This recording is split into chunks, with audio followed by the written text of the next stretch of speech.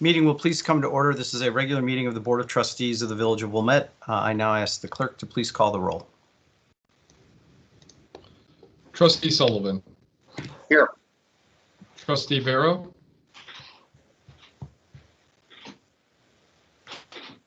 Trustee Vero. Here. Trustee Dodd. Here. Trustee Kurzman. Here. Trustee Kennedy. Here. Trustee Plunkett. Here. And President Belinsky. Here, so we're all here. We have a quorum. This meeting is being conducted remotely via Microsoft Teams software. I now ask Peter Skiles, our Director of Administrative Service, to explain some of the logistics to members of the public who are joining us tonight.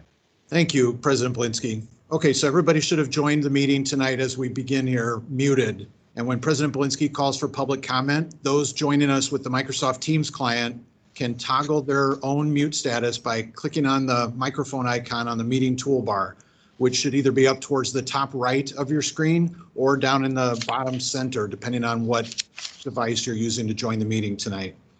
And those joining by audio conference dial-in can toggle their mute status by pressing *6. That's both to mute and unmute yourself. And only attendees can unmute themselves. No one is able to unmute another attendee.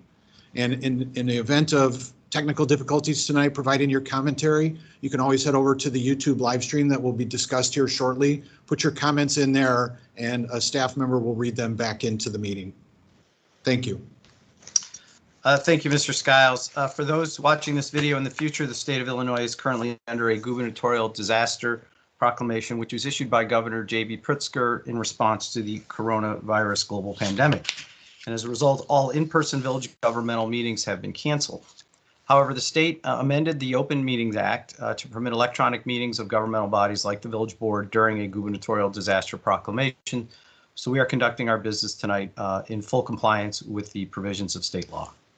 As usual, this meeting is being broadcast live on our local access cable channel 6 and on the internet on our YouTube channel, and I will read the URL for you. It's www.youtube.com/user/Village of Wilmette/live. One more time, youtube.com/user/Village of Wilmette/live, and there's no spaces or dots or dashes or anything like that. A recording of the meeting will be archived on the village's YouTube website, as we do with all of our televised public meetings. As Mr. Skiles alluded to, a remote meeting requires different mechanic for public participation. So to ensure our residents, business owners, and other interested parties have the opportunity to participate in this meeting, we have solicited public comment prior to the start of the meeting via email. So if you sent an email to publiccomment@wilmette.com prior to the start of the meeting, your email has been provided to board members and it will be included in the minutes, but it will not be read during the meeting.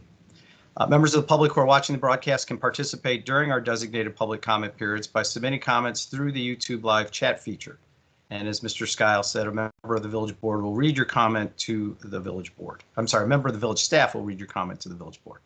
Now, for those of you who have connected via Microsoft Teams or via the telephone, at the appropriate time, I'll ask people to speak up if they'd like to make a public comment. Because of the logistical difficulties of not being in person together, I will first ask people who would like to make a comment, assemble a list, and then I will call on the individuals person by person for their turn to speak. For people speaking during public comment, they will be allotted the same 3 minutes to address the board as they would during an in-person meeting. All comments received from the public, regardless of how they are received, will be recorded into the meeting's minutes as we typically do. Now, I'm going to mute everyone again. I think I can mute everyone again. Sorry. There we go. All right, so everyone has been muted. Please stay on mute until you are ready to speak. It just eliminates the background noise. Now, before each meeting, the board receives a packet of agenda materials, and these materials are also posted on wilmette.com on the Friday before our meeting. So residents and other interested parties can review the very same materials that board members received. This week's packet contained 255 pages. Speaking of public comment, the next item on the agenda is item 2, and that is public comment. And again, at an in-person meeting during public comment, individuals are allotted up to 3 minutes to address the board on an item which is not on the agenda. This meeting is being conducted remotely, so public comments which were submitted by email in advance of the meeting have been provided to the board, are part of the public record, but will not be read during the meeting. So I'll now ask for people who are watching on the YouTube Live channel to please submit their comments for the village staff to read. You can find the chat window to the right of the YouTube Live video window. While they are typing, I will ask if there are any individuals who have connected to the meeting via Teams or via the telephone who would like to address the board. So if anyone would like to address the board, I ask that you unmute yourself and please identify yourself as someone who would like to address the board.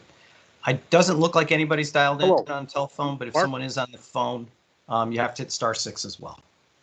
Hello, this is Mark Weiermuller. Can you hear me? I can hear you, Mr. Weiermuller. And I can see you too, and you're in front of Village Hall. Very nice backdrop. All right, I'll mute myself till you tell me to. Is that correct? That would be perfect. Thank you, sir. All right, so we have one individual. Are there any other individuals that would like to address the board during public comment? Okay, hearing no others, Mr. Weiermuller, you have your 3 minutes. The floor is yours. All right, can you hear me? Am I on? I confirm that you are on and we can see you, and I see Village Hall and the memorial, the Veterans Memorial behind you as well. So, All right, well, I'll start my 3 minutes. Good evening, this is Mark Weiermuller. As you see, I'm here at the Village Hall. I came down to speak in person, and I thought it would be nice if I could speak to the board in person. And this is what I've spoken about at the last 2 meetings. I don't like that the Open Meetings Act is not being followed, in my opinion. I was told that I'm 100% wrong, but other people have told me I'm 100% right. Other village meetings are being held in other towns in person. They even had a park district meeting this past few days in Maple Park in person. So I feel it's safe. I mean, we could come into this building right here. We could wear a mask. We could do distancing. We could even do it in front. It's a beautiful evening in downtown Wilmette here. Afterwards, I might head over to Valley Lodge and have a beverage or so. So if you're watching that, you might run into me over there. So, but I am concerned about having meetings in person. I would like the village to maybe make accommodations, because this is a big deal for me to be on this Zoom type thing. It's hard for me. I'd rather just come in person. There's other people that are not able to voice their opinion. So that's item 1. Item 2, I've gotten no feedback on my request to see if we can change the packaged liquor laws in Wilmette. That's to-go liquor. If you buy a Jewel or Walgreens, after 10 p.m., you cannot buy at 10:05 on any night. I cannot buy a 6-pack of beer or a bottle of wine until the next day. I can go to other towns, including Skokie, Northbrook. I can go to Myers Tavern, a whole bunch of places, Chicago too. And you can go to the Jewel over there on Grosse Pointe, and they serve packaged liquor, again, to-go liquor till midnight. And I just think it would be good for commerce to extend that. There was some talk at the last meeting that they were changing some liquor laws, but I think it was pertaining to-go liquor at the restaurants down here where you could take a cup to go or something. But no one's contacted me about this. I've attempted to communicate with a number of the village board members. No one's ever returned my email, other than the president has and the village manager has. So I appreciate that communication, but no other board members, including I believe the judicial committee deals with the liquor licensing and stuff. So that's one of my concerns in the future. I think other people have contacted me. We just want to have more accountability for the village. I drove by Baker Square on the way in on Skokie Boulevard, which has been closed. I spoke about that several years ago, that the village actually took legal action to confront their property taxes, and Baker Square ended up going out of business. I think there's a huge correlation between that. I want businesses to thrive in Wilmette. So that's what I'm thinking about. I guess that's it for now. I look forward to coming over here to the Village Hall and speaking in person, maybe in 2 weeks. Maybe we can come in. And my 3 minutes are probably up. I appreciate you guys talking. You can, if you want to communicate with me, you can find me on Facebook, Instagram, or Twitter, or you can probably find me in any local establishment around here, because I do shop Wilmette. Thank you for your time. Have a great evening. And that's it. Thank you. Good night. Thank you, Mr. Weiermuller. Let me just respond. My suggestion, we've had this conversation about the Open Meeting Act. So my suggestion is that Corporation Counsel Stein will send you an email tomorrow with the relevant statute that outlines our ability to do these meetings remotely. With regards to the liquor comment, which I made at the last meeting as well, that your idea has been referred to the Judiciary Committee. I don't know when the next Judiciary Committee meeting is. Mr. Brayman, has that meeting been scheduled? We do not have a date yet for that meeting. Okay, so next Judiciary Committee meeting, your idea will be discussed. So certainly not the case that we aren't taking your idea seriously. It's actually getting referred to a board, a committee of the board. So moving on, there were no other people who had dialed in or who had logged in through Microsoft Teams. Mr. Artiega, did anybody come in via YouTube Live with any comments? There are no comments on YouTube Live. Okay, very good. So we will move on to item 3, which is the consent agenda. And as described on the agenda, items which are routine business that are not normally debated by the village board are placed on the consent agenda. All items beginning with the number 3 are on the consent agenda, and tonight the consent agenda consists of items 3.1 through 3.16. Items on the consent agenda are up for approval tonight. If an item is not removed by a member of the audience and is not removed by one of the trustees, the item will be approved and will not be discussed. So I'll begin by asking if there's any member of the audience who would like to remove an item from the consent agenda. People who are watching on YouTube Live should submit their requests now. And we'll go through the public comment sort of routine again. Are there any individuals who have connected to the meeting via Teams or via the telephone who would like to remove an item from the consent agenda? I would ask that they identify themselves now. And again, you'll have to unmute yourself. And perhaps if you dialed in, via the telephone, you hit *6 as well. So are there any items that any of the people that are dialed in or logged in via Teams that they would like to remove from the consent agenda?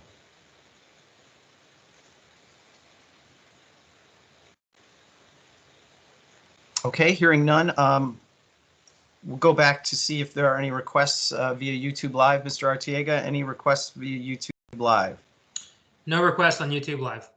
Thank you. Are there any items that any of the trustees would like to remove from the consent agenda? And again, I've muted all of you as well, so you'll have to unmute yourself if you'd like to. See a bunch of head nodding from people who are visible to me. All right, so we'll move on. May I have a motion to adopt the consent agenda? So moved. Is there a second? Second. All right, it's been moved and seconded. Would the clerk please call the roll on the motion to adopt the consent agenda? Trustee Sullivan. Aye. Trustee Barrow. Aye. Trustee Dodd. Aye. Trustee Kurzman. Aye. Trustee Kennedy. Aye. Trustee Plunkett. Aye. And President Belinsky. Aye, so the motion carries. The consent agenda has been adopted. If you're here for an item on the consent agenda, it was just approved.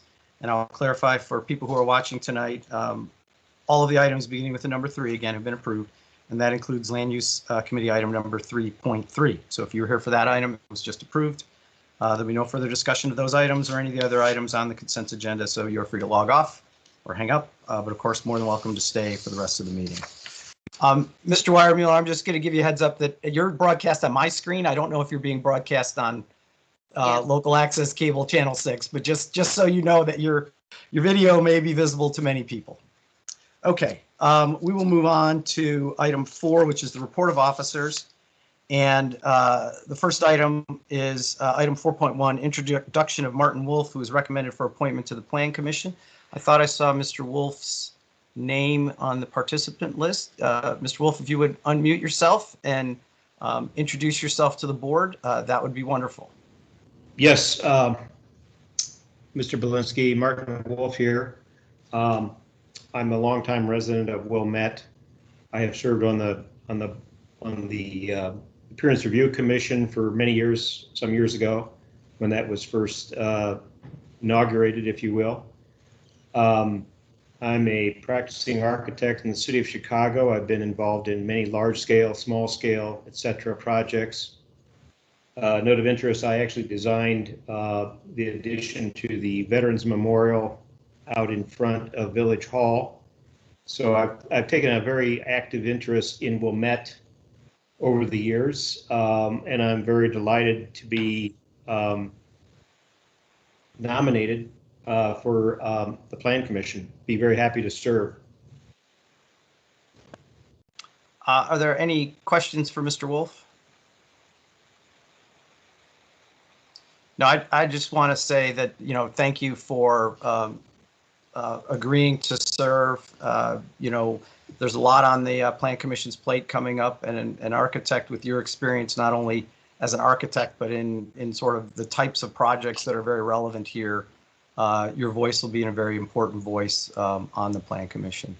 So any comments from any of the board members? Again, not necessary, but just want to make sure people have the opportunity.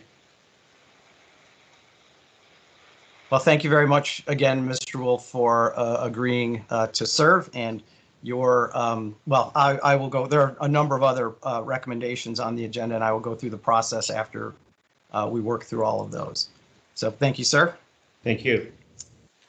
Item 4.2 is introduction of Nila Chanduraj, who is recommended for appointment as a student member to the Human Relations Commission.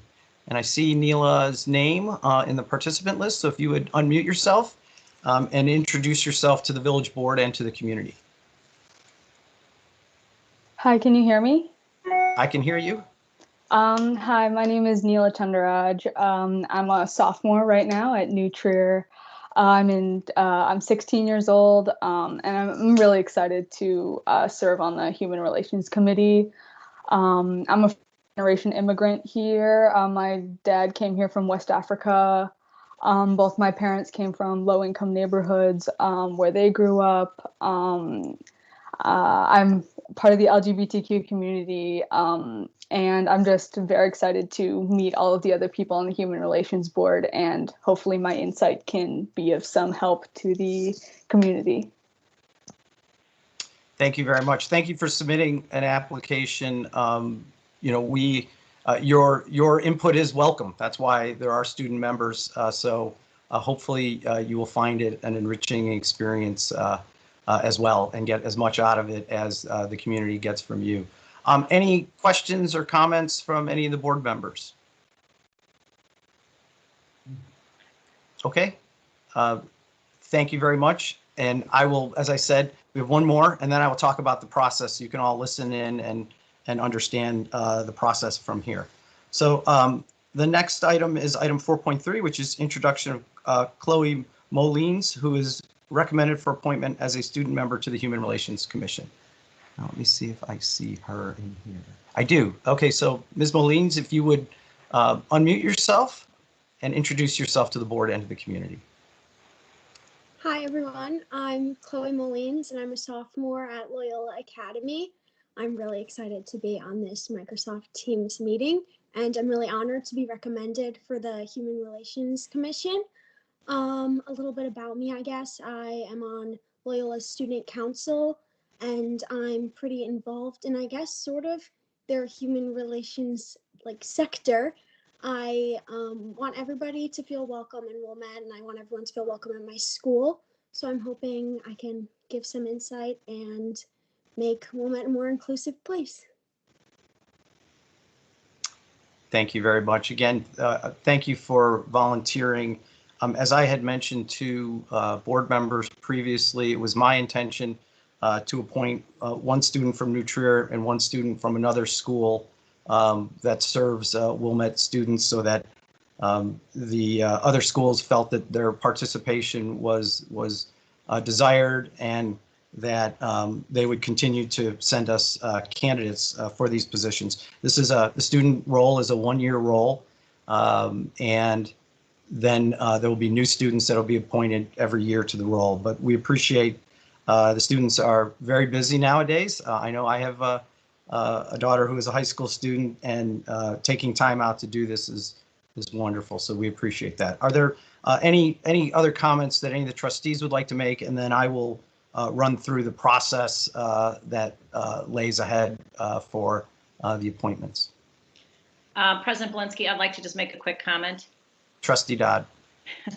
I just want to thank personally Nila and Chloe for signing up and volunteering to do this. I was as one of the trustees, I was the chair of the administration committee when we worked over the summer to identify the responsibilities and the scope of the Human Relations Committee. And we really felt it was really important that we had youth on this commission and that your voice is heard. So I please hope you know that. And we spent some time talking about it. You guys are very active and involved members. You are voting members of the commission, and that's something we spent some time talking about. And so please, you know, I encourage you to be as involved and as comfortable in the role as you can be. And I would encourage, you know, you can obviously learn a lot from being on this commission, but we believe we can learn a lot from you. You guys have a very important part of this process, and you have a nice view into what's happening. And so I want to make sure you know that even though you might be younger than others, please know that your voice is as important as the other members on that commission, and that's why we have you as voting members, and we really look forward to your participation. So thank you. This is, you know, this is exciting. It's a very exciting time for us, and so I just wanted to share that. Trustee Dodd, that was very well put. Thank you. Okay. So process from here, the 3 individuals who were recommended for the various positions at the following meeting, so 2 weeks from now, at our next board meeting, the appointments will be on the agenda and the board will vote on them. No need for you to be there. This is very, you know, sort of administrative. And then after that meeting, once that vote is taken, you are officially members of the respective commission. So welcome. And again, thank you for agreeing to serve. So we'll move on through the report of officers, and I actually have a report tonight. What I would like to do is just read an article that was in our e-news, and it is related to the Human Relations Commission. This was sent out by the village via the e-news on April 2nd, but I'd like to read it as well to reinforce the message. This is the title of the article is Human Relations Commission's Planning Listening Sessions. And here's the text. The village's reinvigorated Human Relations Commission held its first meeting on March 24th. One of the commission's first tasks is to hold community engagement discussions on racism, social equity, and community building. With accusations of racism against Asian Americans on the rise, the HRC is planning to conduct its first community discussion with a focus on the Asian American and Pacific Islander community. These discussions are intended to listen to the concerns of our AAPI community and identify ways that the Wilmette community can support them in a meaningful and impactful way. If you'd like to participate in the next HRC meeting or community engagement sessions, please follow the village's website, e-news, and social media channels for more information. The Village of Wilmette is committed to inclusivity and rejects any acts of violence or discrimination based on racial, ethnic, religious, and cultural backgrounds. Thought it was important to put that into the record in a village board meeting as well. All right, so we'll move on now to the report of our village manager, Mr. Brayman. I'm sure he has a COVID-related report of some sort tonight. Unfortunately, yes. So thank you, President Belinsky. I have 2 items tonight. The first is to thank our residents and candidates for office for the participation in our first ever yard sign recycling program. It was with short notice, but we were inundated with signs. So we had several truckloads full of signs. We don't have a count as to how many, but it was a lot. So thank you, and we'll hope to continue this moving forward.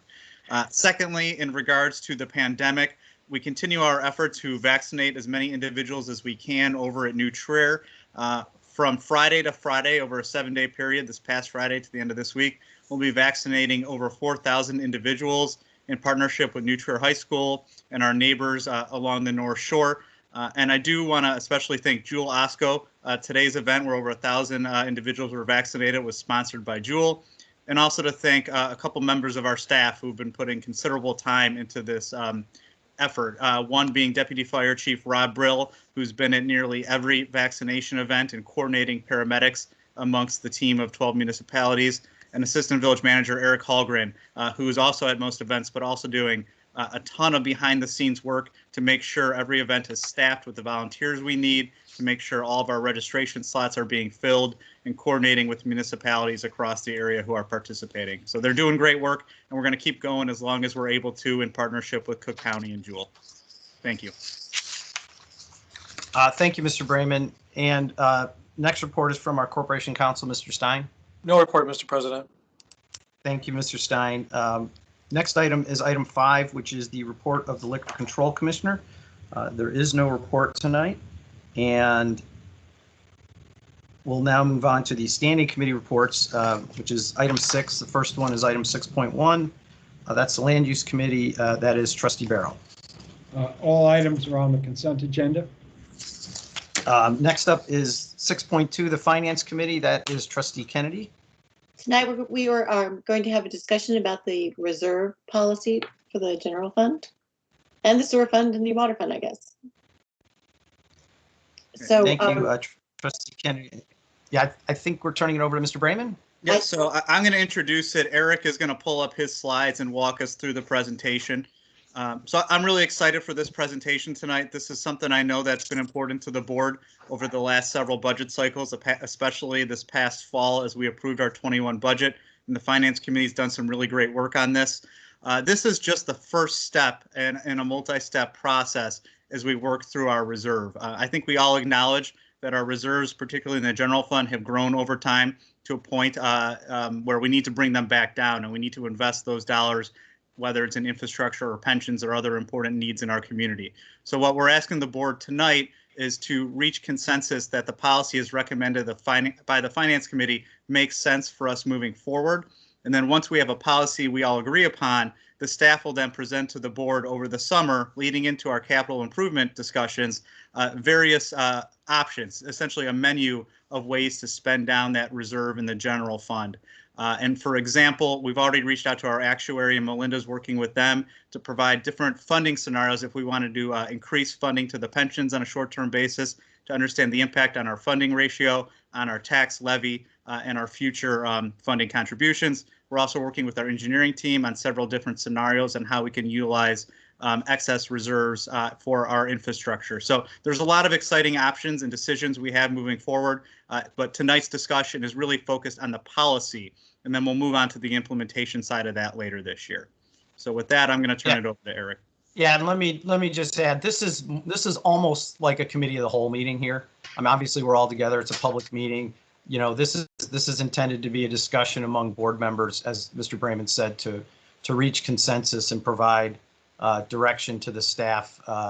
You know, when you guys will take that up when I'm gone. So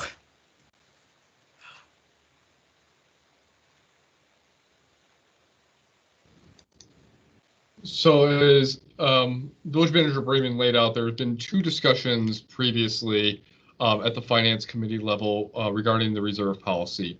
Our first meeting was held on January 27th, and at this Finance Committee meeting, staff provided background information. What we reviewed during that meeting was looking at the village's existing reserve policies. We looked at best practices, so looking at the Government Finance Officers Association, GFOA, which is a leader in the finance for local government, and then also looking at comparable communities. So we looked at AAA communities as well as neighboring communities to determine what their reserve policies were. And the last part that we really looked at was the impact on our bond rating. So within this discussion, we talked about maintaining our AAA bond rating, what a potential downgrade would mean to the village, and how much reserves are a component of the overall rating from the different ratings agencies. So after this background information went on, the committee directed staff to update the current reserve policy. So there were 5 main targets of this revised document. One of them was providing clarity on the calculation and streamlining the document, setting a target to reserve our AAA bond rating, and defining plans to draw down reserves as well as to rebuild reserves if we were to fall below minimum thresholds. And the last part was breaking out our stormwater utility from the overall sewer fund. This was really in part because the stormwater fee is such a stable revenue source, and we really wanted to extract that out from the overall requirements associated with the standard operations of the sewer fund. So at the March 25th Finance Committee meeting, staff developed and presented a revised policy for consideration. After there was a discussion by the Finance Committee, there was one update that we made regarding the potential uses of reserves. There was one bullet point that read other expenditures deemed necessary for village operations. The committee felt that this was too broad, and staff revised that as part of the document that's presented to the board this evening to read other expenditures due to unanticipated events deemed necessary for village operations. This was providing just a much more specific use for those funds as opposed to having a very broad use capacity for reserves. So the committee approved this unanimously 3-0 to recommend the policy amendment to the full village board. So the next steps that we're going to go through here is look at the reserve policy. There's really 6 main sections: the purpose, the calculation, the reserve levels, use of reserves, reserves in excess of target, and then looking at our reserve replenishment. So when we look at the purpose, the overall purpose of our reserve policy is to offset economic downturns or revenue shortfalls. These could come from a variety of things, whether there's a financial crisis or the state of Illinois withholds disbursements as they have in the past. The second purpose is to provide sufficient cash flow for operational needs. The village receives large property tax installments twice a year, so making sure that we have the appropriate cash levels throughout the year to maintain our high level of service. The third is to maintain or improve the village's bond rating, so maintaining that AAA bond rating so that we can have the best borrowing rates as we issue bonds for major capital investment. The next one is looking at providing funds for unforeseen expenditures. And the last two, providing funds for infrastructure investment, as well as the SURF, is how we build up funds to pay for major capital equipment. So as an example, we have a fire vehicle that we may need to replace in 2022 or 2023. We want to build reserves up over time so that we can pay for that large capital investment as opposed to having spikes in our annual revenue. So it is a way of saving for those large outlays. Yeah, and I'll just comment, prior to the creation of the SURF, we would have discussions and debate in the CIP, and if you had a $2 million fire apparatus, that might crowd out all the rest of the capital spending in that year because it was such a significant thing. So of course what happened was those got pushed and pushed and pushed as well. So sort of, saving up against your depreciation of your capital equipment is an innovation that Mr. Frenzer and Mr. Brayman implemented several years ago. But prior to that, we would have these discussions of, are we going to spend $2 million and we don't have any money to do it? So moving on to the reserve level calculation, this was a significant change in the policy. Previously, our policy dictated that we would calculate the reserves based upon revenues of the village. This draft policy, this updated policy would change it to basing it upon expenditures. The rationale for making this significant change is looking at expenditures being more stable and predictable comparatively to revenues. Ultimately, dollars are what fund village services. So we want to make sure that the village has the appropriate cash available to provide that high level of service to our residents. And expenditures are much more controllable on a staff level comparatively and a board level comparatively to those of revenues. So we can make cuts if like we did last year to our expenditure side in expectation of the downturn associated with COVID, where on the opposite side of that spectrum, we couldn't increase revenues to help fund those services during that downturn. So what we want to make sure is that we have the appropriate cash on hand to provide those service levels to our residents. And then the last part of this definition is really looking at expenditures are those that occur on an annual basis. So if we're going to borrow for a project, so if we're going to borrow for a stormwater project or Central Avenue or looking at a variety of other projects, that's not part of that calculation. We're really breaking that out because it we shouldn't be having reserves to pay for a one-time capital projects that is going to be funded by borrowing. So the next section was creating a clear. Yes. Can you go back to that that slide just for a moment? Is it okay, President Belinsky, to Yeah, absolutely. Okay. So I just had a question when we move from revenues to expenditures, just if we looked at the calculation of reserves over the last couple of years, does this change how much does that change our reserve level? How much did we notice that it did, or if any? I'm just trying to understand the impact of it. There's a small percentage change. It wouldn't be significant because the village does pass an annual budget on an annual basis. So our revenues are really in line with our expenditures on an annual basis. So there may be some minor differentials, less than 1%, though, I would say, from an overall perspective. Okay. And the last part that I did. But it should go up because our revenues have exceeded our expenditures. We haven't been in a deficit position maybe last year. Correct.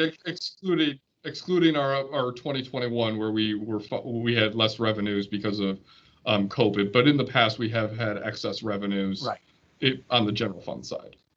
But the other part that I didn't mention on the reserve calculation is that there is no general consensus amongst our comparable communities or the rating agencies or the GFOA about whether to use expenditures or revenues. It is really the general consensus is looking at something that is the most predictable and stable over time, and that's why we chose to go forward with the expenditures comparatively to revenues.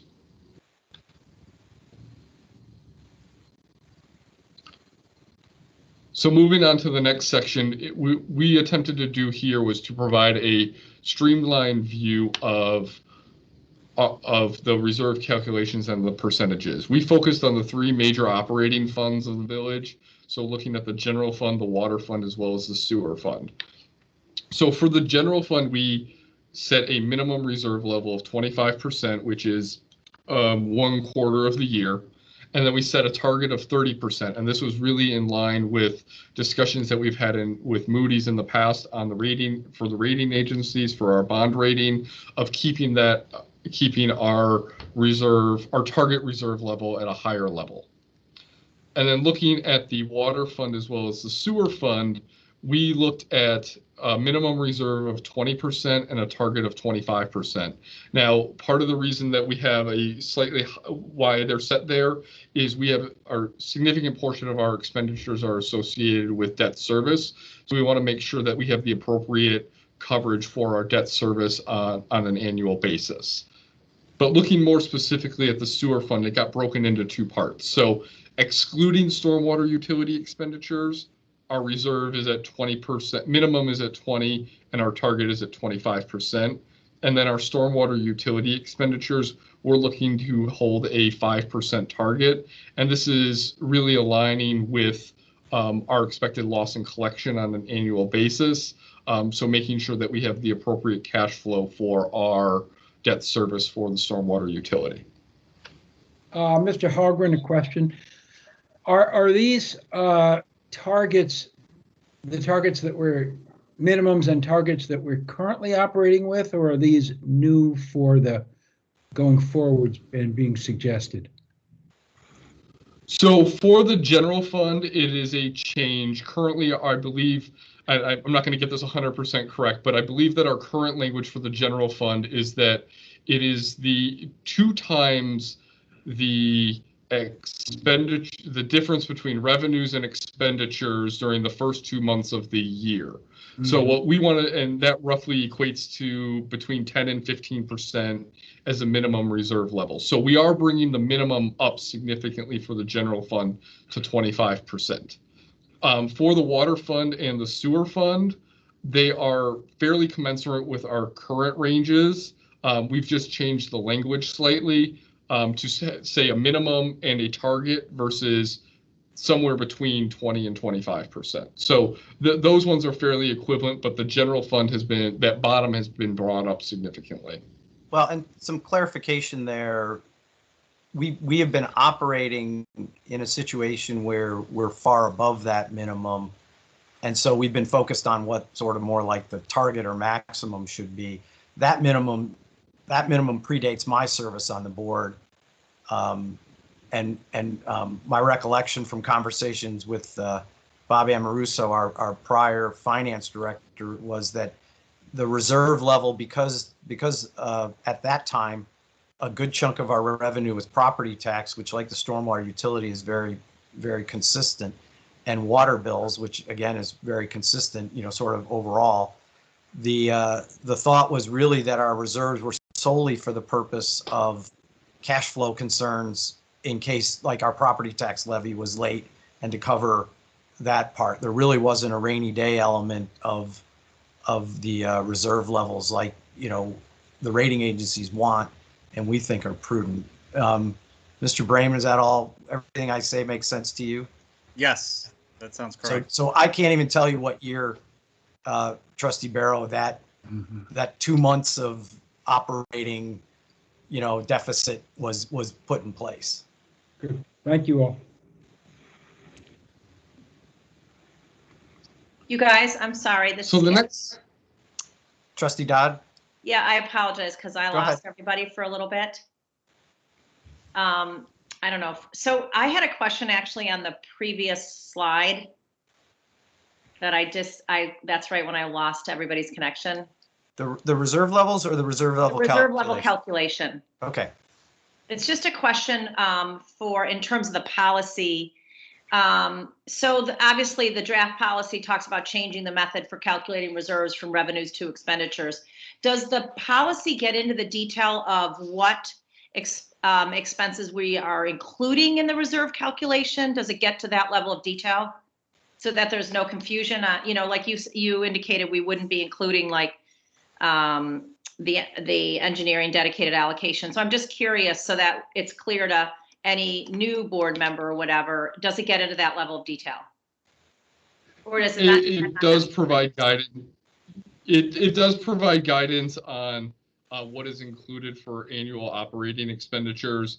The main component of it, though, is that it does exclude capital expenditures that are funded by borrowing, just so we don't build reserves for those one-time major expenditures. Okay. So it does talk about how it being for the general operation of the village. It's in essence, if I can paraphrase, it's in essence the sort of the expected recurring outlays. Yes, that is, yes. Okay. I just was asking more if that's articulated in the policy. Okay. All right, and then Trustee Dodd, we went through the slide on reserve levels. Did you miss that, or were? I missed that, but that's okay. So Okay. I hope I don't ask a question related to that later. So the next section here is looking at the use of reserves. So really what we want to highlight here is that this is not intended to be used for structural deficits. So if we have a structural deficit within the village's budget, we want to address that and not utilize reserve dollars to fund the general operations. So that's really the big takeaway here, is that we're trying to offset impacts of one-time events. So the economic downturn in 2008, 2009, the economic impacts of COVID-19. Those are significant events that have an impact on both revenues and expenditures for the village, and they're not a structural deficit. So those would be appropriate uses comparatively if we were just operating on a deficit on an annual basis. Yeah. So what we've laid out here. Yeah, Eric, let me interject. This is so important. This is where communities get into trouble financially when they start putting in their budget, borrowing or, expected reserves, expected increase in reserves, things like that. When those actually show up in budget line items, that's when you've got issues at the financial level. Because let's say, a lot of our reserves, our unintentional reserves, get created from large permit fees, which we don't budget, and we shouldn't budget, because if you count on those fees year after year, there's only so many big projects that get done. There's only so many homes on Michigan Avenue that get built, only so many, commercial developments. And some of our neighbors have had issues where they've started to count on big institutions constantly spending capital dollars and needing permits, and they've seen deficits because they've counted on that money year after year. That's important for operations, that we don't count on reserves. Can we draw down excess reserves intentionally as bullet 4? Sure. Can we use those monies for capital and like, yes, but when you're paying for the firemen and the firefighters and the police officers with expected increases in reserves, that's when we're in trouble. And so I'm not going to be making those decisions in the future, but I think that's a really important thing to emphasize in the use of these reserves going forward. Sorry, got on the soapbox there. Yeah, not a problem. Thank you for reiterating that. So then, looking at the use of reserves here, this isn't for the drawdown plan. This is more the broader policy discussion about what reserves can be used for. So critical services during an emergency, if there are revenue reductions from other government agencies, namely the state of Illinois, major capital outlay if there's major equipment failures. Here we talk about the intentional drawdown of excess reserves to bring that reserve level down. So it's one of those potential uses. And then the updated language where we're using other expenditures due to unanticipated events deemed necessary for the village's operations. So this is really just kind of giving that high level policy discussion of what our reserves can ultimately be utilized for. So the next section is looking at reserves in excess of our target. So if our projected year-end reserves exceed the target levels, staff will notify the board. The staff will continue to notify the board of our projected year-end values, but really what this is doing is to provide a plan for potential drawdown in excess of reserves. So it's looking at an outlook of our future cash flows, so looking at future year projections, and then looking at potential uses for reserves that are in excess of that target level. So on the general fund side, anything in excess of 30%. So what we've laid out here are some samplings, but they are certainly not reserved solely for these purposes. So looking at additional allocations to capital equipment, allocations to the infrastructure investments, so road program primarily, allocating dollars to public safety pensions, offsetting potential borrowing for major capital.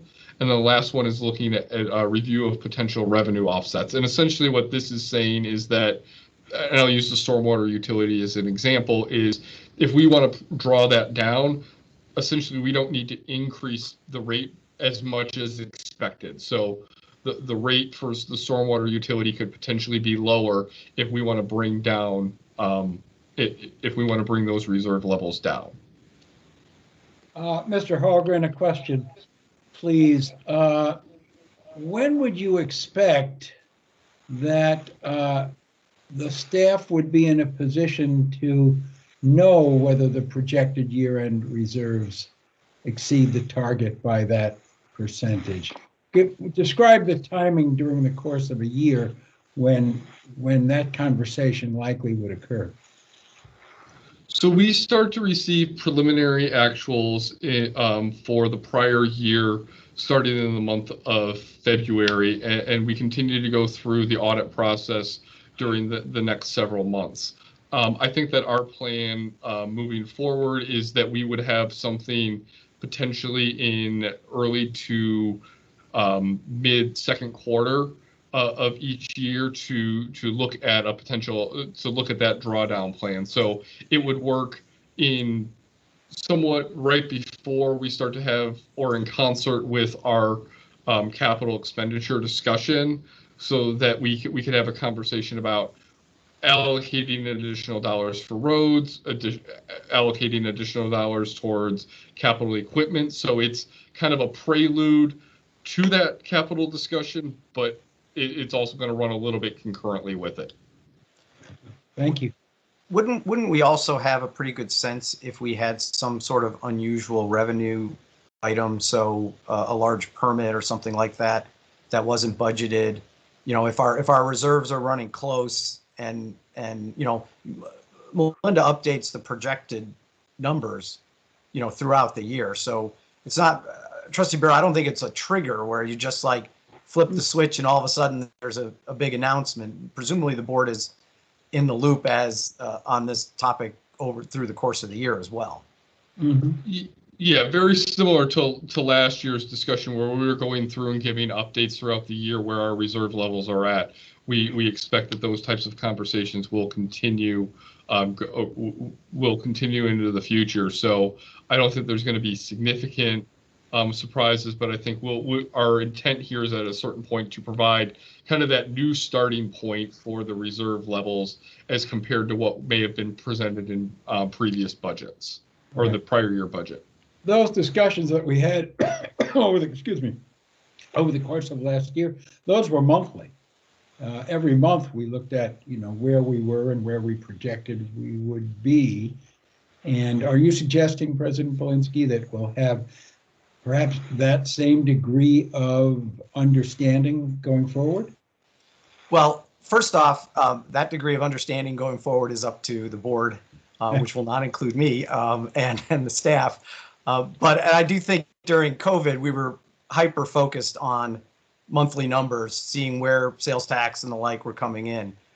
Whether the cadence is monthly or quarterly, I feel like the village staff keeps us pretty well in the loop on these things. And so, and there's certainly the monthly report, that's in the packet that includes, if you can find it, there are numbers in there that are relevant to the discussion. So I defer to Mr. Brand and Mr. Hallgren on how they plan to manage that in the future.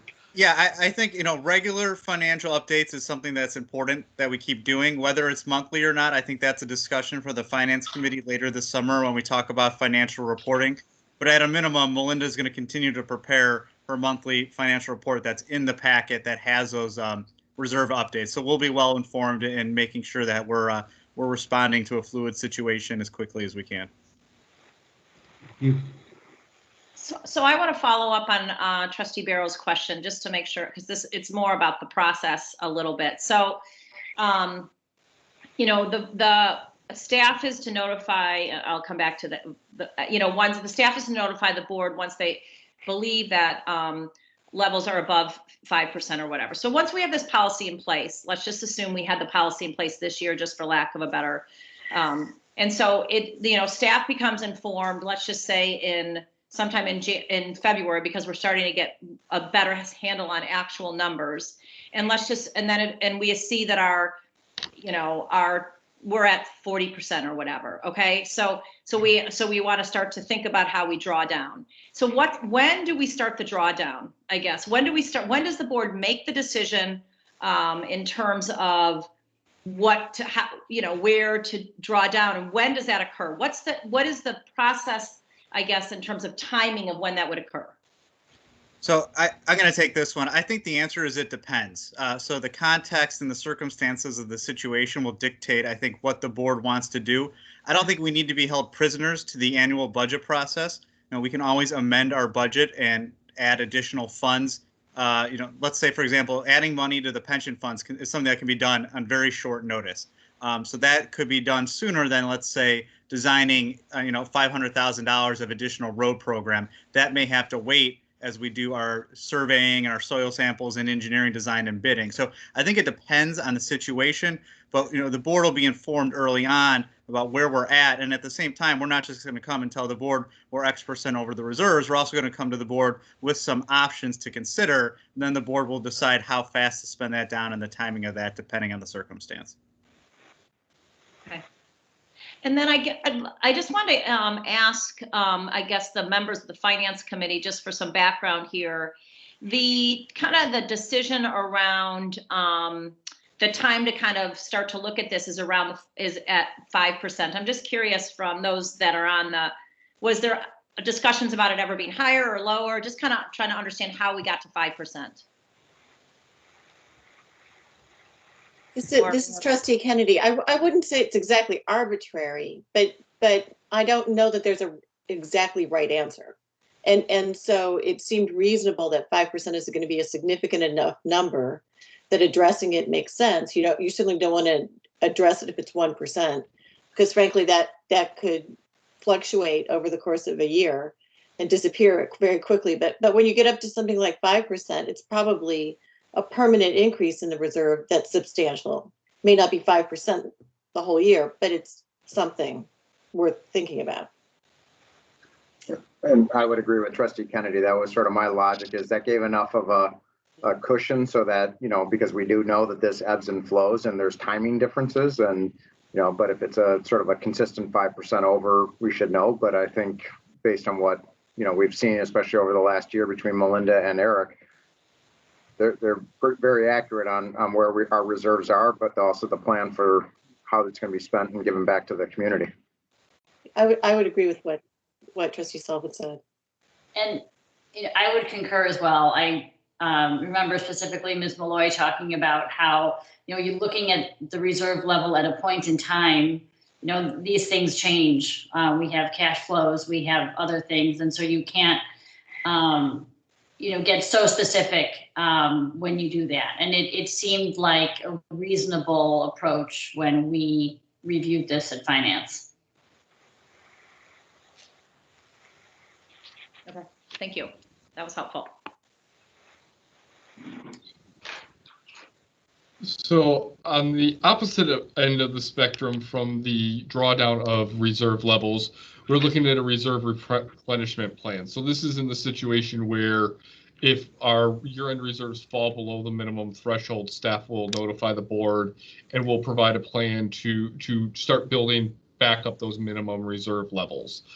So kind of on the opposite end of where we had that 5% threshold, we felt we did not include a similar threshold on the replenishment side from the standpoint of if we're dropping below our minimum requirements, it is something that requires immediate action to address our revenues to make sure that we are building that reserve and have it at the appropriate comfort level. So similar to the drawdown, we want to include a good forecast out into the future of what our cash flows are projected over a 3 to potentially 5 year time frame, and then looking at a way to reach our minimum reserves within 2 years. Now, this may fluctuate based upon the length or the duration of an event. So if we're looking at the economic downturn in 2008, 2009, we might not be able to build those reserve levels up during that time frame, but picking a point in time where we want to build those reserves up to our 25% minimum, say after 2 or 3 years. So again, there's some flexibility in here, but it's trying to provide the correct parameters of how we're going to build reserves up to that minimum. Yeah, and I want to piggyback on what Mr. Hallgren just said. I think it is important to take it within context of what the reason was. The point is, you're not going to let this hang out there forever. But if you're in the middle of an extended recession, you're also not going to try and build it back up, during that recession, or, if our reserves had taken a big hit during the pandemic, you would wait until the pandemic was done, and then you would say, okay, now it's time to set a plan to build this up. Not over the next 10 years, not immediately in 1 year, but over something like 2 or 3 years seems to make sense. So that was just my comment. We don't want to be overly rigid and say, well, policy says we're in the middle of a 4-year recession. We're in year 2 of what could be an extended recession, and we're going to try and raise revenue when it's the wrong time to do that kind of action. So. Yeah, I would agree with that. I mean, this is a policy. It is not a handbook of what to do. So everything that we do won't be exactly like that. This gives us the framework for thinking about the issue, but it'll have to be in the context of the actual economic realities of the time. Absolutely. And, the reality is, look, a future board can ignore our policy and create a new policy. But the point is, having been thoughtful about it to start with, then they at least have to, contend with, well, they were really thoughtful about this in the first place. So why are we veering off from what was a thoughtfully put together policy however many years ago? So. Right. And then looking at the last part here is looking at our what the new reserve calculations would essentially have been based upon the 2020 year end. So again, this is preliminary information for our year end. We'll finalize this after the completion of the audit. But looking across the general fund, water, sewer, and as well as the stormwater utility, looking where these existing year-end reserve levels are sitting, and utilizing the new methodology that was laid out in the draft reserve, what percentage we would be sitting at when we're comparing it against the 2020 expenditure budget. So you can see here those different reserve levels across the board. So we had a very good year in water this year because it was dry. My recollection, and I don't know, is Ms. Malloy on? If she remembers, I believe yes, I am. When we initially raised the sewer fee, and I don't know how. Yes. So a refresher maybe on how all this fits together now, because Yes. there was a plan to build reserves in the sewer fund that would later be drawn down. Like there was a smoothing plan. So Yes. we're going to build reserves and the like. And so is this number expected to be high, or is it still high because again we had a dry summer, so water sales were up and therefore the sewer fund was up? So two things.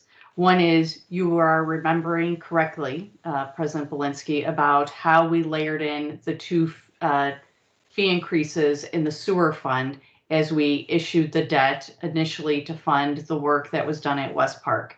So it was done in such a way that we were purposefully building up a fund balance that was going to be drawn down over time to meet the debt service requirements that were going to escalate over time. So to your point, it was to help smooth what the impact was going to be to the residents.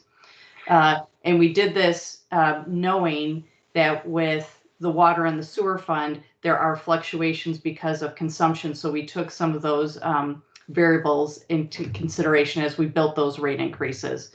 With the water fund, you are correct that it has been impacted this year, as well as the sewer fund, by the additional consumption that we had.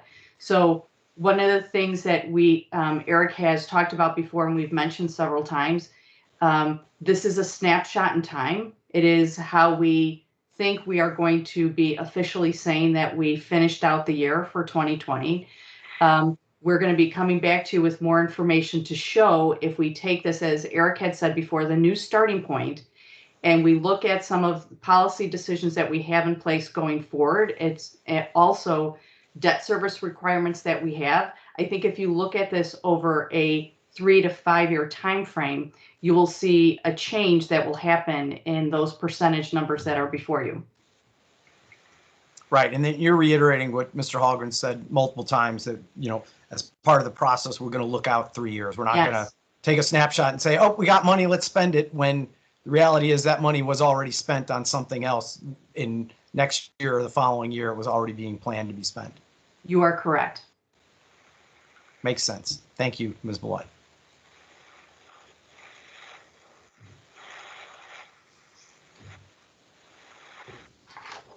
So you both really hit kind of that next steps here of. Sorry, didn't intend to steal your thunder. Not on purpose. That is perfectly all right. So you know what? I'm not even going to finish reading through the slide because you guys summed it up perfectly in terms of what our plan is moving forward.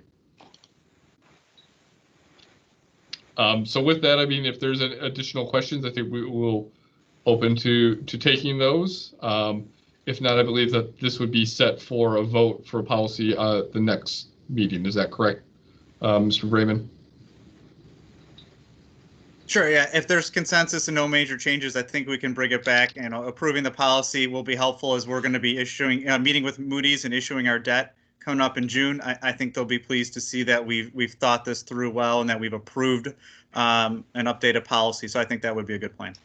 Yeah, there's no question that rating agencies would look on this favorably, I think. Mr. Brayman, did they in the past bond issue, did Moody's suggest any problem with our previous or our current reserve policy? No, I don't recall any suggestion of problems. I think their focus was on the how much we had in reserves, and they were pleased to see where we were at. There's never too much for them. Well, that's probably true, but in the past, Trustee Kennedy, in the past, when we were issuing bonds, back at a time when the reserve levels were low, and significant portion of the reserves were in the land across the street from Village Hall on Green Bay Road.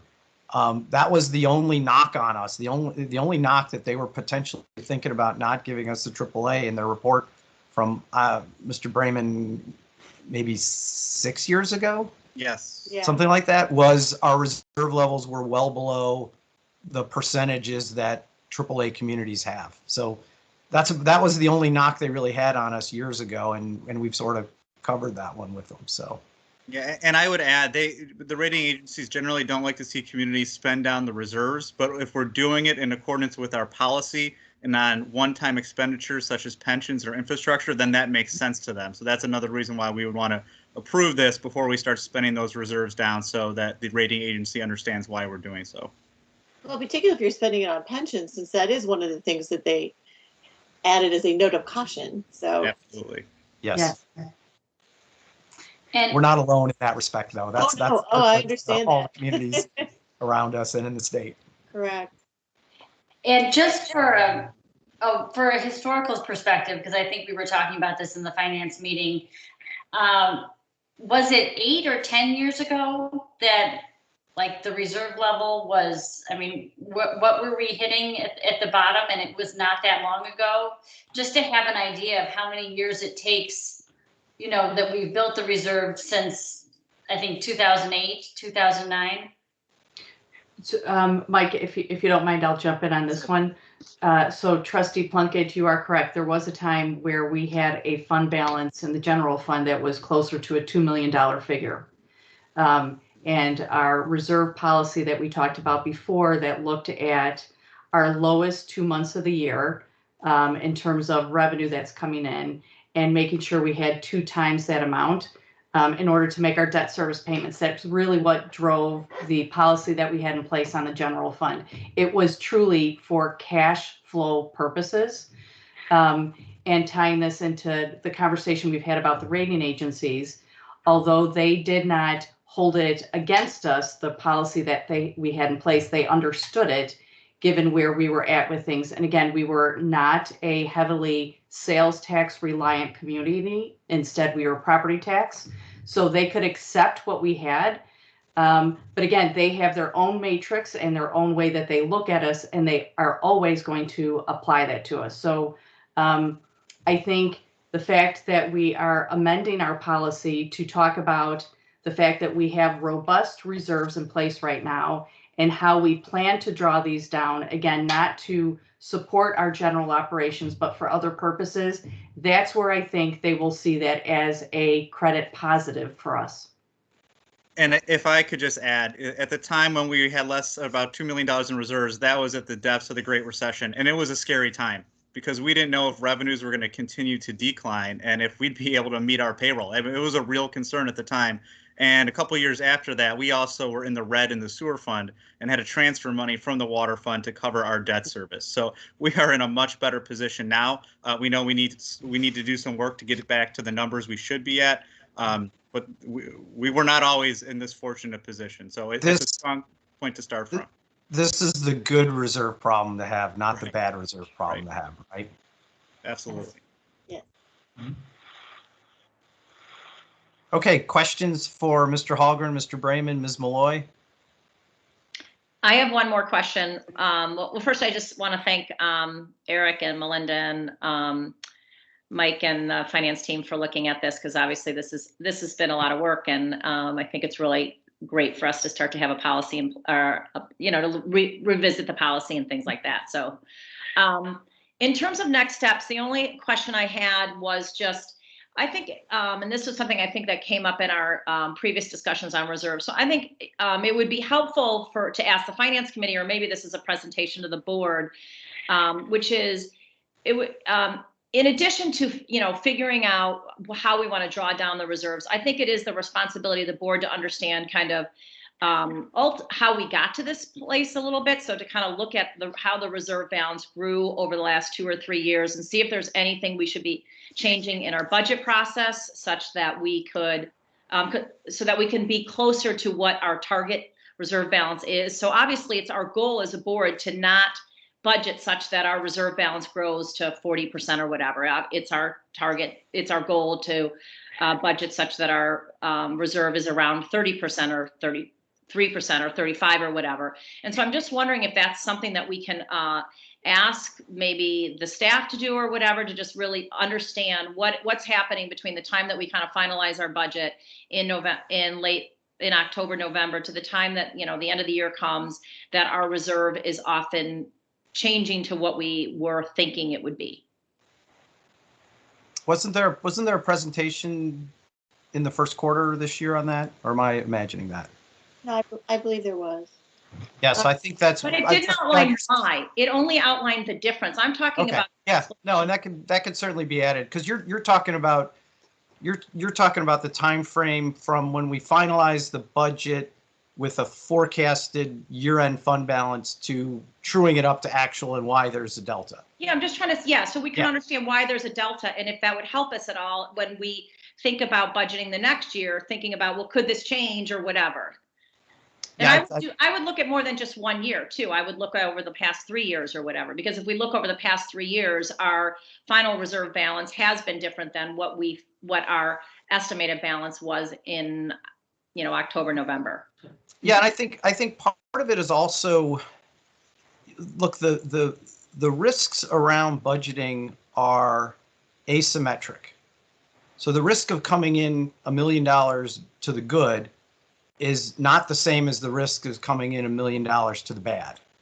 And like philosophically, the board has been, or the staff has been, I don't want to say conservative, but appropriately cautious about revenue numbers. And as I said, we haven't budgeted sort of the non-recurring stuff that you just don't know if it's going to come or not. Like we could have, Mr. Berryman, Ms. Malloy, I don't believe we budgeted for permit fees related to the Optima building. While we all think it's going to happen, we did not. We don't want to spend that money before we get that money, in essence, right? And if that money comes in, reserves are going to go up, because we didn't plan for that on purpose. Like, it's purposeful. So there's always going to be a little bit of that. Absolutely. And I remember, God, it was, again, maybe 6-7 years ago when the SURF was created. Before the SURF was really created, what we were doing was, in our CIP meetings or our early budget meetings, we would have a conversation that, hey, it looks like reserves are going to be up $1 million or $2 million versus where we thought, or $500,000 or whatever. And sometimes we would pull up capital. So, hey, we've got 6 police cars next year, and we would pull up 3 police cars. So we would get the money before we'd spend it. And then we would spend it, though, on needed capital. But your point's well taken, Trustee Dodd. We can have a delineation of it all. And what I'm proposing is, understanding that will help us if it fluctuates up or down, first of all. That's right. So secondly, I think what the staff did for the budget this year is such a great example, which was when they did the budget this year and we were looking at it, there was kind of a, and I'm not going to use the right terminology, but it was like alternative A, B, and C, which was, if COVID is really bad, we're not going to do these 5 things. And if COVID's medium, I'm not using, and so we could be thinking about doing if we had a better understanding of the fluctuations in the reserve, we could also be thinking about that at the time that we did the budget, which was if some of these anticipated permits or whatever it could be come in, we could be thinking about those at the time that we're finalizing the budget. It would be the same thought process. Yeah, that's a great suggestion, where instead of, like we were talking about gearing down capital, maybe at next year's budget, the board could say, well, look, we still don't have that Optima fee yet, but we expect it in December. And if we get it, let's not spend $2.2 million on roads. Let's spend $2.4 million on roads, or something like that is what you're suggesting. Exactly. Yeah, I think that makes sense. Without understanding, I know we say that the fluctuations in the reserve has often been tied to these non-recurring fees, but without understanding that for certain, it's hard for me. That's why I'm asking if we could look at that over the last couple of years. Yeah, I think that's a great idea. As we come to the board with a menu of items this summer and fall, we'll have a pretty good feel for where, Optima is going to be, and that's a large permit. So we can give an option that allows us to scale up our reserve expenditure depending on if that revenue comes in, assuming all of our other revenues are hitting on point, right? You got to balance both sides of that. To Trustee Dodd's question, since 2018, from 2018 to 2020, we've had $3 million in non-recurring permit revenue. If you pull that out, our reserve is under 34%. So that really is why we're at where we're at. And we can, when the Finance Committee reviews financial reporting later this summer, I think we can roll a discussion into that as well and see if there's a need to dive into that further or not. And I think that part of the problem is that the budget decisions take place so early that there's so much of the year left after we start budget discussions. It makes it just that much harder to anticipate accurately where it's going to come out. And I don't know that you can do anything about that, because we want to be deliberative. We want to be careful. We want to make sure that we all understand what the budget is about. But that means that there's a significant chunk of the year still to come when we're putting together the budget that can go up or down. And I don't know that you can fix that. So there's going to be fluctuations no matter what you do and no matter what kind of projecting you do. For sure. And I think I agree completely, Trustee Kennedy. And I think Trustee Dodd's suggestion of maybe having alternatives so that when we roll into January and we say, hey, wow, it was a lousy fourth quarter or it was a great fourth quarter. Exactly. We've got sort of plan A, B, and C might become the standard as opposed to just the COVID related capital. Exactly. budgets. That's right. Yes. And I'm saying that for the same thing. It's fluctuations either way. I mean, right now but if it'll help us be thoughtful when fluctuations also are down. Yep. Okay. I think the staff understands the ask there. Mhm. Other questions for Mr. Hallgren, Mr. Brayman, Ms. Malloy? I think I've got everybody on my screen right now. I kind of like it. I know. I've got all the 3 staff members in the corner, and I've got the 6 trustees on the screen. That's a good view. Do we all see the same thing? I'm not sure. I don't think so. I don't think so. I'm seeing everybody. So. Oh, I don't see. Missing a couple people. 1, 2, 3. Anyways, further questions for the staff? All right. So again, I don't think this is an item, Mr. Stein. I don't think this is an item that requires public comment, but there's certainly nothing against me asking for public comment here, correct? That is absolutely correct. Okay. So I just got to find my notes that have my public comment words on them. So if there is anybody who would like to comment who's watching on YouTube Live, please submit your comments via the chat feature there. That's the window to the right of YouTube Live. And if there's anyone who's connected to the meeting via Teams or the phone who would like to address the board on this topic, please identify themselves now, and I will assemble a list and recognize people to speak. And again, you'd have to unmute yourself to speak. Okay, I didn't anticipate comments, but I just thought it would be appropriate, given that we typically tell people that public comment relates to items not on the agenda, and this is actually on the agenda.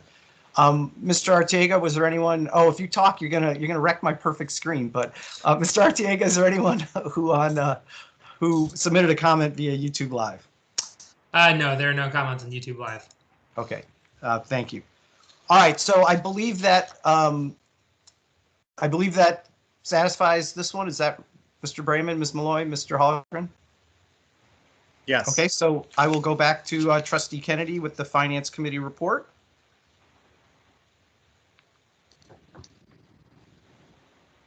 You're on mute, Gina. Somebody has to do that every meeting. I guess it's my turn. I just wanted to thank the staff for all the help they provided to the committee and getting us to this point, because it was immeasurably helpful. This is a well thought out policy. The rating agencies will love this, and this is good for the community, right? We lay out what we're going to do and how we're going to do it. So, If you want my opinion, yes. And if I could echo on, I mean, Trustee, I would be remiss. I mean, I know I've given a hard time to Melinda and Eric, and recognize, I look back and it was April 14th last year that they came in with all the fancy charts and analysis. And I look at it, you've done a great job. I mean, the numbers have been phenomenal. Trustee Kennedy, ran a terrific Finance Committee meeting, and I think we are a well-informed board because of your efforts. And I would be remiss if I didn't recognize that. And thank you for the patience as I pushed, sometimes inappropriately, sometimes appropriately, but great job. Absolutely. Okay. That's So- the only item on the Finance Committee agenda. We'll move on to the Administration Committee, which is Trustee Dodd. Okay, I think we have one item, which is discussion of the remaining COVID-19 assistance funds. And am I turning that over to Mr. Hallgren or to Mr. Brayman? Eric's going to present. Okay. And again, let me just comment that this is also sort of a committee of the whole like discussion. The staff is presenting alternatives for us to take in, comment, and whether we reach consensus tonight or not, this is the first step in figuring this out, if there is a next step to take. So regarding the Economic Assistance Program, we approved the original Economic Relief Program at the end of March with the onset of the stay-at-home orders issued by the state of Illinois. This original Economic Relief Program provided a 0.5% sales tax rebate to sales tax generating businesses. In April, we expanded that program to our service businesses, where we awarded a 0.5%, half of 1% of revenues generated by those businesses. And then in November, we expanded the program, or kind of restarted the program, to provide economic relief to our restaurants. There were additional mitigations put in place in November due to increases in positivity rates across the state, and those significantly impacted the restaurant industry. And so we provided an additional economic relief to those types of businesses. So overall, there was a total budget of around $530,000 for the economic relief budget. You can see in the table here how much we expended in each one of the programs, but overall we spent just north of $393,000. So that leaves a remainder of $137,000 to $138,000 that the board could authorize for additional assistance programs. And what we've put together in this presentation is really looking at several different uses. So the first is really looking at a residential support program, looking at utility bill assistance.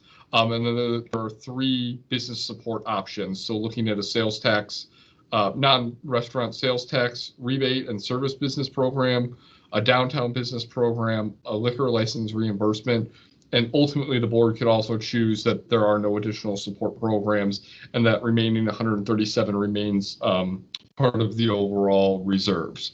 So the focus of our discussion really is going to be looking at the utility bill assistance program. This is the staff recommended option. So if we have additional questions on those 3 business supports, we can turn to those, but I really just wanted to focus on looking at the utility bill assistance. What this would be doing is providing one-time assistance for past due accounts for utility bills throughout the community.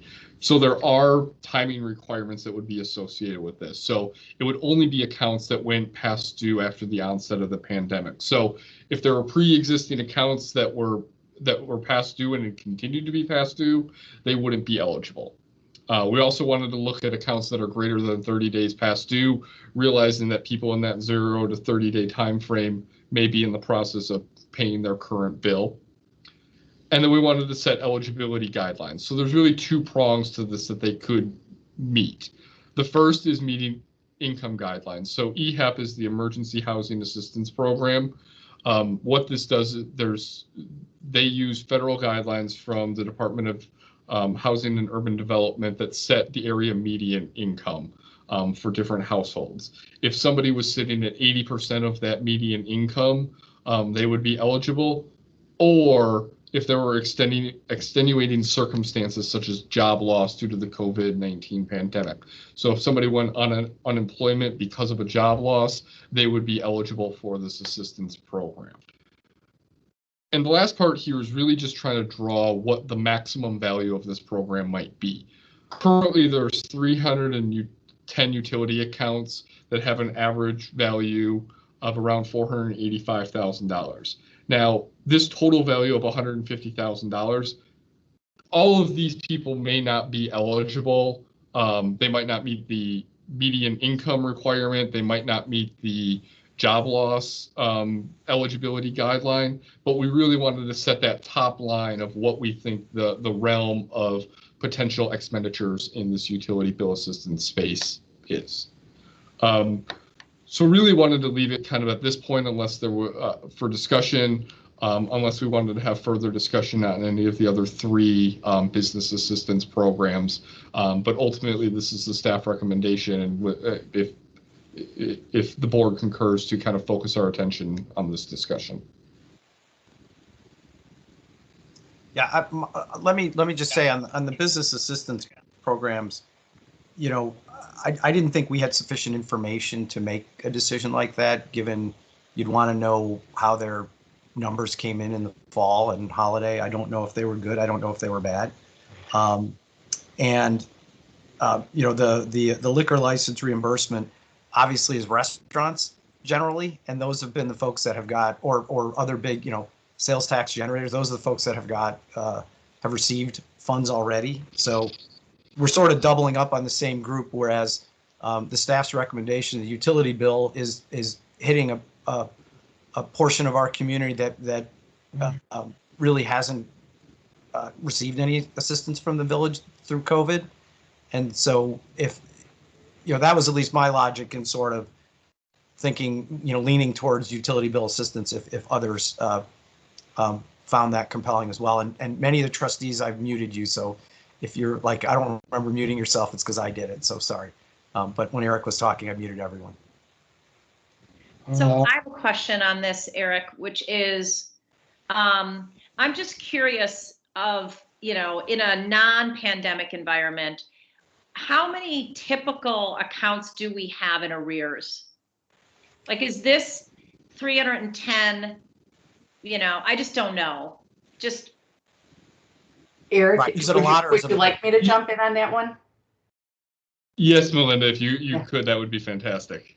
Or So, yeah. So great question. So one of the things to think about is that in the past, I would tell you that we really didn't have outstanding accounts. And the reason for that is there was always the threat of shutoff if somebody did not come into compliance. But as harsh as that sounds, please realize that before we would go to that step, there were several actions that were taken prior to that. So there were delinquent or late letters that would go out, not just one, but there would be two of them. There would also then be a door posting that was done by someone from our water plant, where we're still trying to contact the person, because ultimately what we want to do is work with that individual so that they could get their bill paid in full prior or before their next bill came out. So that was the path that was normally taken. So really, if they couldn't, then we would go to the point of shut off. And then I can tell you that we always said everyone was in full compliance, because ultimately in the end, you would have a resident come forward, or whomever it was that was late with their bill, and they would pay it in full and get their water turned back on. So we really did not have this issue. The few accounts that were out there, I can guarantee you it was less than 20. Would be maybe somebody made the decision because they wanted their water shut off because they were winterizing their house, or whatever their reason was. But of the roughly 9,000 accounts that we had, you might have less than 20 accounts that are in complete shutoff status.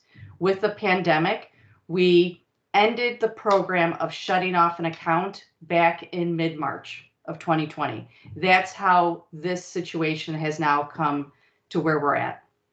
And so are we still,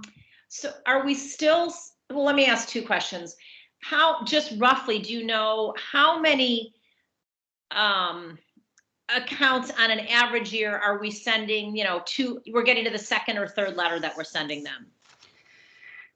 So that's actually not a number I can tell you off the top of my head, but okay. Here's what I can tell you is that there's a lot. So I'm going to tell you, we send out a lot of delinquent notices. We send out that next one. We then go to the door posting status. So this is a normal process that we go through. But again, I'm going to tell you, in the end, Trustee Dodd, we really try to work with every single account to understand why they are having any sort of difficulties, and we work with them to put a payment plan in place. With the pandemic, as we saw our aging report building, staff, in the middle of everything else that was going on, was trying to proactively reach out to accounts. We had difficulty a lot of times with that happening. When we can get a hold of somebody, first we start with, as I was saying to you, a payment plan. If they are having more difficulty than that, there are several organizations that we put them in contact with to help give them support as they need it. But again, I think we all know 2020 and even now is a different time frame, which is why we are supporting this idea. Yep. I mean, I think it's a great idea. And I think finding way, I just was trying to understand, you know, how unique this is to the pandemic. It is unique to the pandemic. Yes. Are we sending any letters of arrears to anybody? Yes. Yes. We have started that. Okay. And So, is this, are we thinking this is something that it's a one-time assistance? They would never have to pay it back, correct? Correct. Okay. Ms. Malloy, how many of these 310 utility accounts approximately are individual homeowners or condo owners, and how many are businesses? Do you know? What we're talking about here are the residential. Only residential. Yes, we segregated out the business community. Okay. If I can make an observation, recall that some months ago, this board spent a significant amount of time talking about and finding a way to provide the stormwater fee assistance to the 501(c)(3) organizations. Mm-hmm. And as part of that conversation, we talked about and grappled with whether we would be able to provide some similar support for worthy individuals. And I think we all identified that there certainly were worthy individuals, but it seemed, I believe, problematic at that time to determine who they were and how we would go about doing that. And we were concerned about placing the village staff in the position of being credit managers and determining who was sufficiently harmed in order to justify having support for their stormwater fee. I think if we proceed with this, it's important that we have objective guidelines so that it's clear who is eligible for it, and it's clear when a request is made for the village staff to make a determination that the person is eligible for it. Mm-hmm. And one of the concerns that in the discussion that's in front of us is the second part of the eligibility criteria, because I'm concerned that we, as beneficial as that may be, that we are going to be requiring our village staff to be drawing some lines as if they were the credit committee at a bank. And I don't think that they should be doing that. So I think it's important if we go forward with this, and I do support it as a concept. I think it's very worthwhile. We've supported our businesses in 3 different ways and very generously. We should be doing the same for people certainly in need in our community. But we need to do so in a way that is clear for both the residents and for the staff alike. That's a very good suggestion, Trustee Barrow. Thank you. I have a question on this too. And obviously, I mean, I think this is very important. So I'm going to start with that. I mean, these are the people that have not paid their bills, but are there residents that, have struggled to pay their bills, but would meet the criteria. And, how do we, are we in a sense, I know it's difficult as to where to draw the line, but it just, it occurs to me that somebody might have, scrapped to make sure that they paid that bill, but, was suffering difficulties, elsewhere and would have definitely met that criteria. So Trustee Plunkett, it sounds like you're implying potentially some sort of blanket, like grant, if you will, at a certain income level, regardless of whether the bill was paid or not. Something along those lines, where you would identify people who were eligible for that. I don't know where that takes us. I think I would just like some more information about that. That may not be possible, or it may be people that, have reached out for that. I just wouldn't want to, I feel in a sense that we're, punishing people that did pay the bill, even if they are, in financially difficult circumstances compared to somebody who did not pay the bill. A very good point. A very good point. So maybe let's give the staff some other feedback. It sounds like maybe incorporating some of this feedback into something a little more specific. The concept makes sense to people, but the logistics and the mechanics are a little bit complicated when you sort of peel the onion back a little bit. If I can add in, we have from time to time used our emergency housing assistance program to help residents with utility bills if they meet the qualifications. So if there's somebody in great need and the payment plans that we put forward are unable to work, and we can put forward very reasonable payment plans, and we're just looking for some type of payment to keep that commitment going. We have used those EHAP funds before. So I'm not sure we necessarily need to look at a more global program, because we have that available and we've made that available in the past. No program is going to be perfect, and there's going to be some residents who may have qualified but already paid their bills. But I think our goal is to really avoid shutting off water right now to anybody who has an inability to pay. I think that's the worst thing we could do, would be to shut off that service if someone can't make payment. And we want to focus on those individuals as quickly as we can.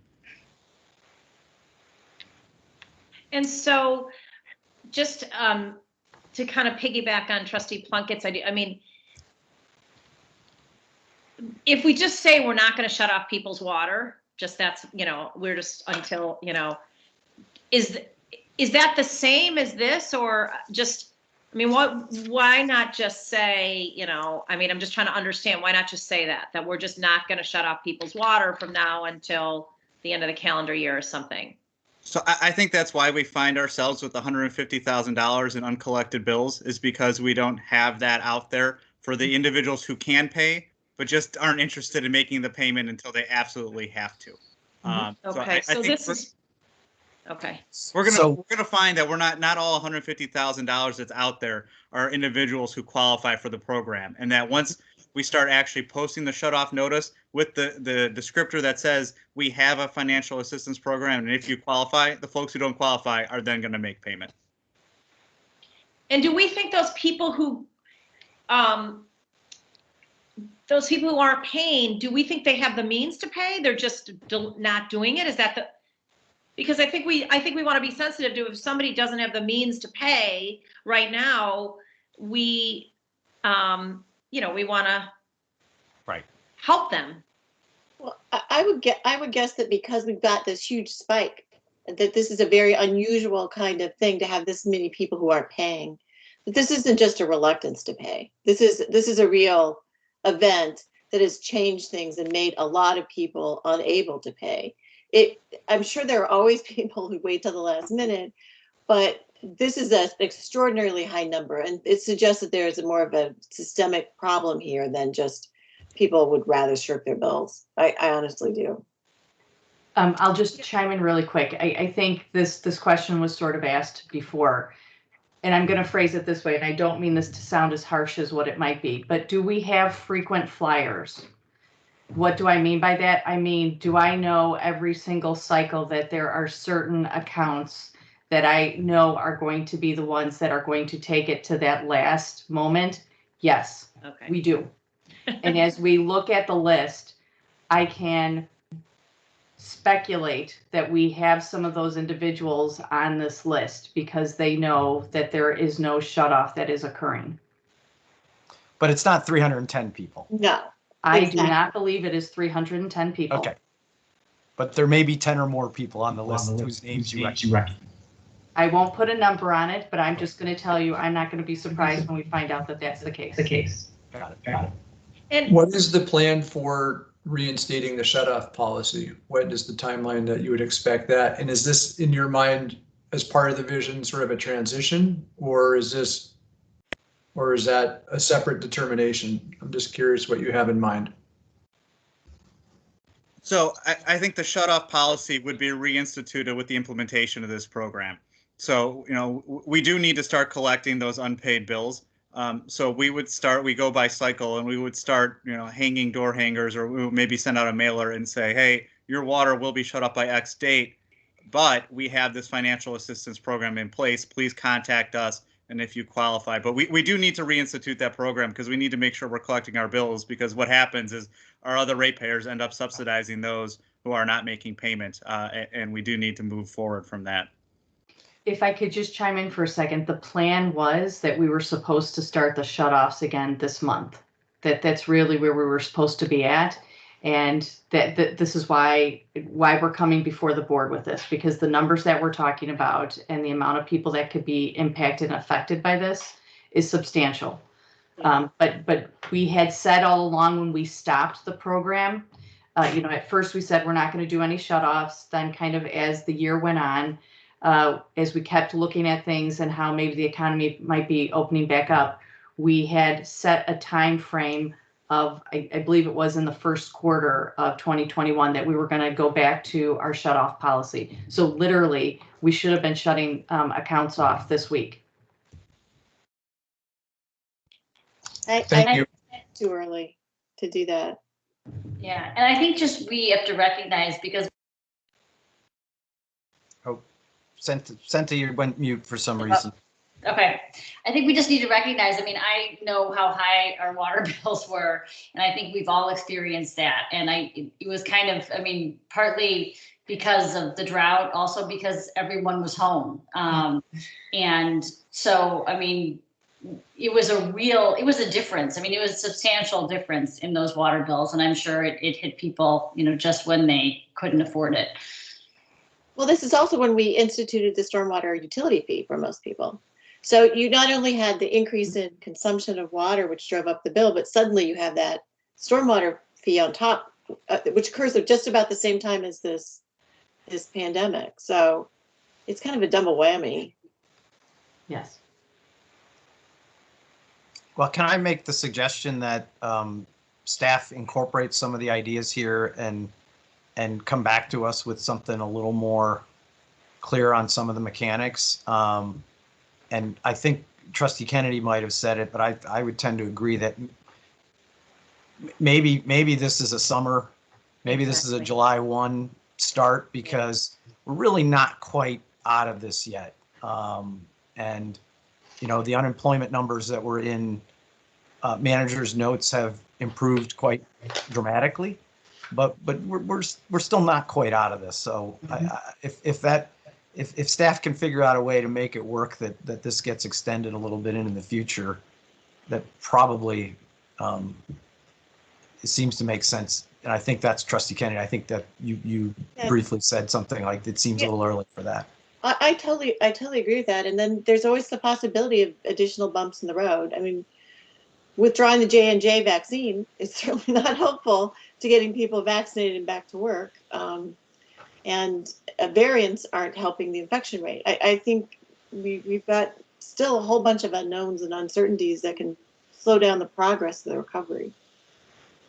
Well, it's extended, so we're going to extend that. There's no rush, and we'll get back with the board. And I don't think it has to be at our next meeting, but we could do that in May or June with some additional details and work through it. But there's no need to rush through this or hurry to start shutting off folks' water. So we'll get back to the board. We'll get a good program in place and make sure it works for the residents.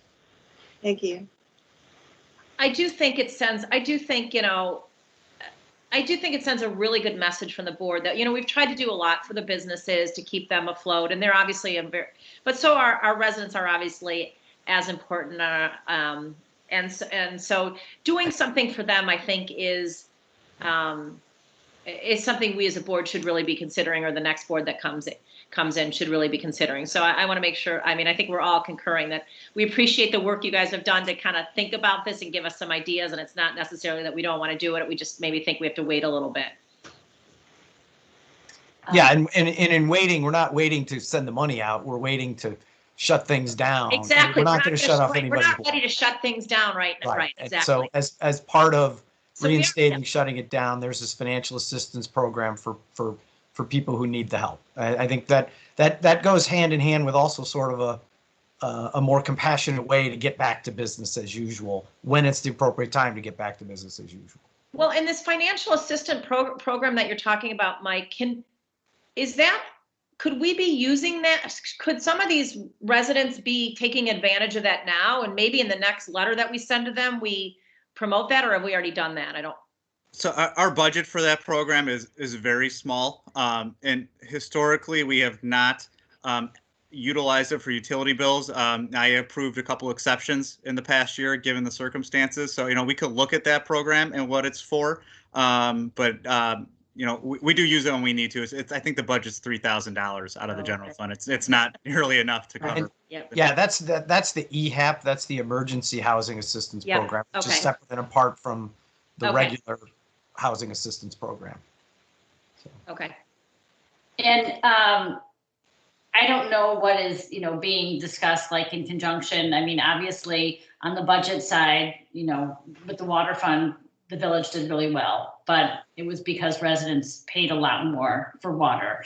And so just in terms of, what we can do for conservation, or even regulating sprinkling or tips, or, I think it kind of look at it on a holistic approach to, here are some ways that you could possibly reduce your water consumption and thus water bill.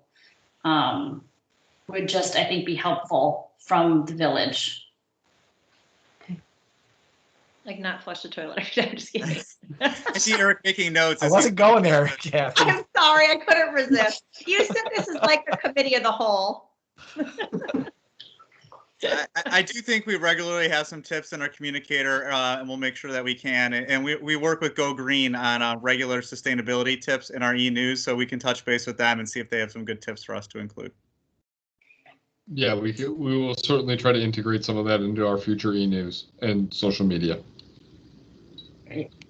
Okay. Anything further on item 6.31? Okay, so Trustee Dodd, I believe that's it for administration. I see you nodding. Yes, all other items were on consent, yes. So we'll go through the rest of our standing committees. Municipal Services is Trustee Sullivan. All items approved on consent. Trustee Kurzman, Public Safety. No report. Judiciary is Trustee Plunkett. No report. And item 6.7 is report from special committees. There's no reports tonight. Item 7 is new business, and there's no additional new business to discuss. Item 8 is adjournment. May I have a motion to adjourn? So moved. That was Trustee Dodd. Is there a second? Second.